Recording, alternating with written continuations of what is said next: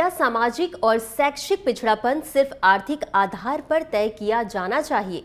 साल 1992 इंदिरा साहनी बना भारत संघ या मंडल कमीशन केस, जिसने भारत में आरक्षण नीति के ढांचे को हमेशा के लिए बदल दिया और संविधान में समता मूलक न्याय की व्याख्या पर एक ऐतिहासिक बहस को जन्म दिया। कहानी शुरू होती है 1979 से, जब भारत सरकार ने ओबीसी वर्ग की सामाजिक व शैक्षिक पिछड़ापन की पहचान करने के लिए मंडल आयोग का गठन किया।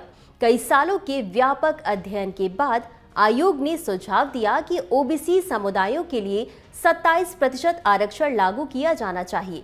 साल 1990 केंद्र सरकार ने इन सिफारिशों को लागू करने का निर्णय लिया और इसने जन्म दिया देश भर में भारी हलचल, छात्र आंदोलन और विरोध प्रदर्शनों को। और इसी पृष्ठभूमि में मामला पहुंच गया सर्वोच्च न्यायालय में।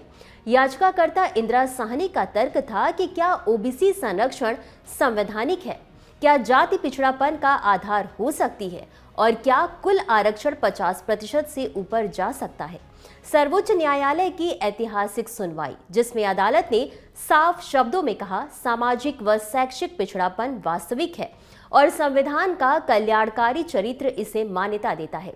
इसलिए ओबीसी के लिए 27% आरक्षण वैध है, लेकिन ओबीसी में भी आर्थिक और सामाजिक रूप से आगे बढ़ चुके वर्गों और पदोन्नति में आरक्षण का लाभ नहीं दिया जाएगा। इसके साथ ही अदालत ने स्पष्ट किया कि कुल आरक्षण 50% से अधिक नहीं दिया जाना चाहिए और आरक्षण 50% से अधिक तभी होगा जब परिस्थितियां अत्यंत असाधारण हो।